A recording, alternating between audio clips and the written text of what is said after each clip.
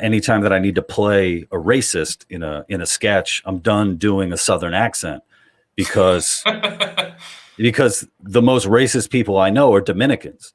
So it's like if I want to be real, then I got to be doing on a papi, I'm gonna put on a Dominican accent, because it's wild. So I hear these stories of like, oh, these racist white people here, these racist white people there.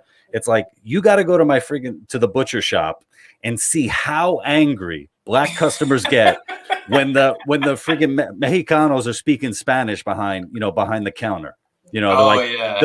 Where you hear shit like you're in America, speak English, and you're like, you're expecting like, this isn't some fucking Texan with a big hat or it's like, no, this is a lady from the hood who's like, you're in my country, you speak my language. Oh no, dude, they go in, man. I'll tell you a quick story. When I first moved to LA, I moved into like this little, I was renting a room from like this little kind of like townhouse. It was like a group of townhouses together, so it was like a little kind of community. And I was just renting a room there, and I lived with this lady who, it was basically just, she was a nurse and she had a kid, and I just rented a room, and it was great because they were like never home. But I remember one time she was like, yeah, so some of the neighbors are going to do a little cookout if you want to join, like everyone from the little kind of apartment complex kind of thing is going to go. You should go. So I went and I started talking to people. And that's when I realized that like Black people have like super conservative values when it comes to like immigration. It's hilarious.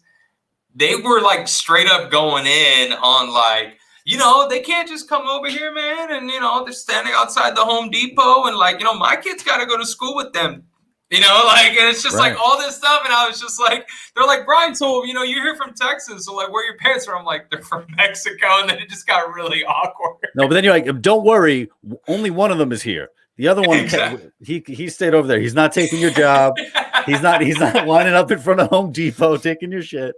That's what I mean, though. I'm like, they were going in hard, though, man. They were like, yeah, man, then most of them ain't even insured, man. You never know if they're going to wreck into you and shit. I was like, oh, my God.